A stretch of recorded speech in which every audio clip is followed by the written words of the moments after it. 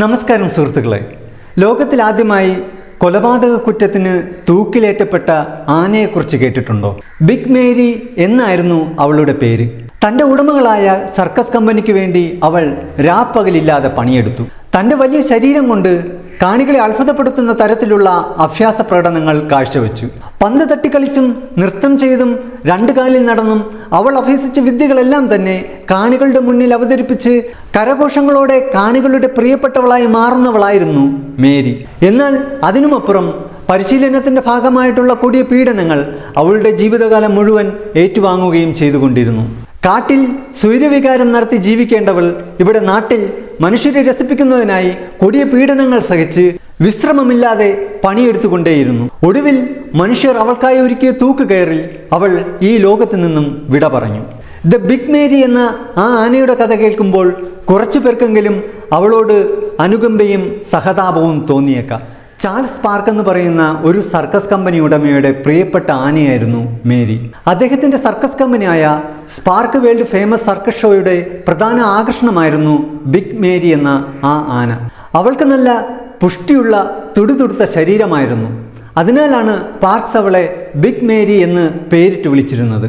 Baseball കളിച്ചും music instruments വായിച്ചും അവൾ കാണികളെ രസിപ്പിച്ചു കൊണ്ടേയിരുന്നു. അങ്ങനെ ഇരിക്കുന്ന സമയത്താണ് 1916 സെപ്റ്റംബർ 11 ഒരു റെസ്റ്റോറൻറ്റ് ജീവനക്കാരനായ റെഡ് എൽഡ്രിച്ച് എന്ന് പറയുന്ന ഒരു വ്യക്തി ചാൾസ് സ്പാർക്കിൻ്റെ സർക്കസ് കമ്പനിയിൽ ആന പരിപാലന വേക്കൻസിയിലേക്ക് അപേക്ഷിക്കുകയാണ്. ആനയെ പരിപാലിക്കുവാനുള്ള മിതമായ എക്സ്പീരിയൻസ് അദ്ദേഹത്തിന് ഇല്ലാതിരുന്നിട്ടും ആ സർക്കസ് കമ്പനി അദ്ദേഹത്തെ ആന പരിപാലനത്തിനായി അദ്ദേഹത്തെ അവിടെ അപ്പോയിൻ്റ് ചെയ്യുകയാണ്. ആനക്കായുള്ള ഭക്ഷണം സംഘടിപ്പിക്കുക, ആനയെ കുളിപ്പിക്കുക, ആനയ്ക്ക് സമയാസമയം ഭക്ഷണം നൽകുക, അങ്ങനെ ആനയുടെ എല്ലാ കാര്യങ്ങളും നോക്കിയും കണ്ടും നടത്തുക, ഇതായിരുന്നു റെഡ് എൻഡ്രിച്ചിൻ്റെ ജോലി. അങ്ങനെ ഇരിക്കുന്ന സമയത്ത് അധികം താമസിക്കാതെ തന്നെ ഈ സ്പാർക്സ് സർക്കസ് കമ്പനി അമേരിക്കയുടെ പ്രശസ്തമായ മറ്റൊരു പട്ടണത്തിലേക്ക് ഷോ സംഘടിപ്പിക്കുവാനായി എത്തി. അമേരിക്കയിലെ സെനറ്റ് സ്റ്റേറ്റിലെ സിലുവാൻ കൗണ്ടിയിലായിരുന്നു ആ സംഘം എത്തിപ്പെട്ടത്. തങ്ങളുടെ സർക്കസിൻ്റെ പ്രചരണാർത്ഥം ടെന്നസി തെരുവുകളിലൂടെ ആ സർക്കസ് കമ്പനി ഒരു സർക്കസ് പര്യടനം നടത്തുകയുണ്ടായി. കൂട്ടത്തിൽ ആനകളുടെ പരേഡും ഉണ്ടായിരുന്നു. ഈ ആനകളുടെ പരേഡ് മുന്നിൽ നിന്ന് നയിച്ചിരുന്നത് നമ്മുടെ കഥാനായികയായിരുന്ന ബിഗ് മേരി തന്നെയായിരുന്നു. പരേഡിൻ്റെ മധ്യേ മേരിക്ക് ദാഹവും വിശപ്പും കലശലായി. വഴിയരികിൽ കണ്ട ഒരു തണ്ണിമത്തൻ എടുക്കുന്നതിനായി അവൾ തുമ്പിക്കൈ കൊണ്ട് ആ തണ്ണിമത്തനിലേക്ക് ആഞ്ഞു. എന്നാൽ ഇത് ആനയുടെ പുറത്തിരിക്കുകയായിരുന്ന റെഡ് എൽഡ്രിച്ചിന് ഇഷ്ടമായില്ല. അദ്ദേഹത്തിൻ്റെ കയ്യിലുണ്ടായിരുന്ന തോട്ടി ഉപയോഗിച്ച് ആനയെ പൊരുതെ തല്ലി. അതുമാത്രവുമല്ല, തോട്ടിയുടെ അഗ്രഭാഗത്ത് ഘടിപ്പിച്ചിരുന്ന ഇരുമ്പ് കൊളുത്തുകൊണ്ട് അവളുടെ ശരീരത്തിലേക്ക് ആഴ്ത്തിയിറക്കി. മേരിക്ക് വേദന സഹിക്കാനാവുന്നതിനും അപ്പുറമായിരുന്നു. അവൾ തുമ്പിക്കൈ കൊണ്ട് എൽഡ്രിച്ചിനെ ചുഴറ്റിയെടുത്ത് ആകാശത്തിലേക്ക് ഉയർത്തിയെറിഞ്ഞു. 10 അടിയോളം ഉയരത്തിൽ പൊങ്ങിയ എൽഡ്രിച്ച് നിലത്ത് വീണ് എല്ലുകൾ നുറങ്ങി ആ റോഡിൽ കിടന്ന് നിലവിളിച്ചു. പകതീരാത്ത മേരി കാലുകൊണ്ട് തറയിൽ കിടക്കുന്ന എൽഡ്രിച്ചിന്റെ തലയിലേക്ക് ആഞ്ഞു ചവിട്ടി. ശേഷം മേരി തൻ്റെ തല കൊണ്ട് എൽഡ്രിച്ചിന്റെ ദേഹത്തേക്ക് ആഞ്ഞടിച്ച് എൽഡ്രിച്ചിന് മാരകമായ പരിക്കുണ്ടാക്കി. എന്നിട്ടും പകതീരാത്ത മേരി തൻ്റെ കാലുകൊണ്ട് എൽഡ്രിച്ചിനെ തട്ടി ജനക്കൂട്ടത്തിനിടയിലേക്കിട്ടു. എൽഡ്രിച്ചിനെ വകവരുത്തിയ ശേഷം മേരി ശാന്തമായി. അതിനുശേഷം മേരി ആരെയും ഉപദ്രവിച്ചില്ല. എന്നാൽ അവിടെ കൂടിയ ജനക്കൂട്ടം മേരിക്ക് നേരെ തിരിഞ്ഞു. അവർ അവളെ കൊലയാളി മേരി എന്ന് വിളിച്ച് ആക്രോശിക്കുന്നുണ്ടായിരുന്നു. അപ്പോഴും മേരിയുടെ ദേഹത്ത് എൽഡ്രിച്ച് ഉണ്ടാക്കിയ മാരകമായ മുറിവിൽ നിന്നും രക്തമൊഴുകുന്നുണ്ടായിരുന്നു. ജനക്കൂട്ടം മേരിയെ കല്ലെറിഞ്ഞു. കല്ലെറി രൂക്ഷമായപ്പോൾ മാത്രം മേരി ജനക്കൂട്ടത്തെ വിരട്ടിയോടിക്കുവാൻ ശ്രമിച്ചു. മറ്റു ചിലരാട്ടെ മൂർച്ചയുള്ള ആയുധങ്ങൾ മേരിക്ക് നേരെ വലിച്ചെറിഞ്ഞു. കൊലയാളി മേരിയെ കൊല്ലണം എന്നത് മാത്രമായിരുന്നു ആ ജനങ്ങളുടെ ആവശ്യം. സർക്കസ് കമ്പനി അധികൃതർ മേരിയെ തിരികെ കൊണ്ടുപോകുവാൻ ശ്രമിച്ചുവെങ്കിലും ജനക്കൂട്ടം അവരെ തടഞ്ഞുവെച്ചു. കൊലയാളി മേരിയെ കൊല്ലണം എന്നത് മാത്രമായിരുന്നു ആ ജനക്കൂട്ടത്തിൻ്റെ ആവശ്യം. കൊലയാളി മേരിയെ കൊന്നില്ലെങ്കിൽ ആരെയും ഇവിടെ സർക്കസ് നടത്താൻ അനുവദിക്കില്ലെന്നും ആർക്കും ഈ നഗരം വിട്ട് പുറത്തു പോകുവാൻ ആരെയും അനുവദിക്കില്ല എന്നും ജനക്കൂട്ടം നിലപാടെടുത്തതോടുകൂടി സർക്കസ് കമ്പനി അധികൃതർ സമ്മർദ്ദത്തിലായി. അവർക്ക് മേരിയെ കൊല്ലുവാൻ മനസ്സ് വന്നില്ല. അവരുടെ സർക്കസ് കമ്പനിയിലെ ഏറ്റവും വലിയ താരമായിരുന്നു മേരി. മാത്രവുമല്ല, മേരി ഇന്നേ വരേക്കും ആരെയും ഉപദ്രവിക്കുകയോ കൊല്ലുകയോ ഒന്നും ചെയ്തിട്ടുമില്ല. ഈ കാര്യങ്ങളെല്ലാം തന്നെ കൂടി നിൽക്കുന്ന ജനക്കൂട്ടത്തെ ഒന്ന് പറഞ്ഞ് മനസ്സിലാക്കുവാൻ ആ സർക്കസ് കമ്പനി അധികൃതർ ആവർത്തിച്ച് ശ്രമിച്ചുകൊണ്ടേയിരുന്നു. ജനം കൂടുതൽ ക്ഷുഭിതരായിക്കൊണ്ടേയിരുന്നു. ആൾക്കൂട്ടത്തിൽ ഒരാൾ മൂർച്ചയുള്ള ഒരു ആയുധം കൊണ്ട് മേരിയുടെ ശരീരത്തിലേക്ക് ആഞ്ഞുകുത്തി മുറിവേൽപ്പിച്ചു. വേദന സഹിക്കാനാകാത്ത മേരി നിലവിളിക്കുകയും ആ ജനക്കൂട്ടത്തെ വിരട്ടി ഓടിക്കുവാൻ ശ്രമിക്കുകയും ചെയ്തു. മേരിയെ കൊല്ലാതെ ജനരോക്ഷം അടങ്ങില്ല എന്ന് മനസ്സിലാക്കിയ ആ സർക്കസ് കമ്പനി അധികൃതർ മനസ്സില്ലാ മനസ്സോടെ ആ മേരിയെ കൊല്ലാൻ തന്നെ തീരുമാനിച്ചു. 4500 കിലോയോളം ഭാരമുള്ള ഈ ആനയെ എങ്ങനെ കൊല്ലും എന്നതായിരുന്നു അടുത്ത ആശങ്ക. 2 ട്രെയിനുകൾക്കിടയിൽ നിർത്തി നിക്കി നെരുക്കി കൊല്ലാം എന്നതായിരുന്നു ആദ്യത്തെ പദ്ധതി. എന്നാൽ അതിൽ ഒരുപാട് റിസ്ക് ഉണ്ടെന്ന് മനസ്സിലാക്കി അവർ ആ പദ്ധതി ഉപേക്ഷിച്ചു.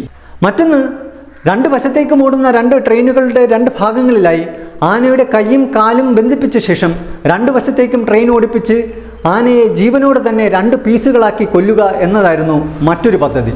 എന്നാൽ അതിലെയും റിസ്ക് ഫാക്ടറുകൾ കണക്കിലെടുത്ത് ആ പദ്ധതിയും ഉപേക്ഷിച്ചു. ഒടുവിൽ മേരിയെ മരണം വരെ തൂക്കിലേറ്റുവാൻ തീരുമാനമായി. സർക്കസ് കമ്പനി അധികൃതർ ജനങ്ങളെ ശാന്തരാക്കാനും മേരിയെ തിരികെ കൊണ്ടുപോകാനുമുള്ള അവസാന ശ്രമങ്ങളെല്ലാം നടത്തി നോക്കി. എന്നാൽ ക്ഷുഭിതരായ ജനങ്ങൾ അതിനൊന്നും വഴങ്ങിയില്ല. അങ്ങനെ ആ അവസാന ശ്രമവും പരാജയപ്പെട്ടു. അതുമാത്രവുമല്ല, മേരിക്ക് അവസാനമായി ഇച്ചിരി വെള്ളവും ആഹാരവും കൊടുക്കുവാൻ പോലും ക്ഷുഭിതരായ ജനക്കൂട്ടം അവരെ അനുവദിച്ചില്ല. ഒടുവിൽ മേരിക്കായുള്ള കഴുമരമൊരുങ്ങി. ഒരു പടുകൂറ്റൻ ക്രെയിനെത്തി. മേരിയെ അധികൃതർ കഴുമരത്തിനടുത്തേക്ക് നടത്തിച്ചു. അവൾ വളരെ അനുസരണയോടെ ആ കഴുമരത്തിനടുത്തേക്ക് നടന്നു. ഒരുപക്ഷെ അവളുടെ മനസ്സിൽ താൻ സർക്കസിലെ ഒരു പെർഫോമൻസ് ചെയ്യാൻ പോവുകയായിരിക്കും എന്നുള്ള ചിന്തകളായിരുന്നിരിക്കാം. തടിച്ചുകൂടി നിന്ന ജനക്കൂട്ടത്തെ മേരി തുമ്പിക്കൈ ഉയർത്തി ഒന്ന് അഭിവാദ്യം ചെയ്തു. ശേഷം അടുത്ത നിർദ്ദേശത്തിനായി അവൾ അനുസരണയോടെ കാത്തുനിന്നു. അവളുടെ കഴുത്തിലേക്ക് ഒരു ഭീമൻ ചങ്ങല അണിയിക്കപ്പെട്ടു. മേരിക്ക് ഒന്നും തന്നെ മനസ്സിലായില്ല.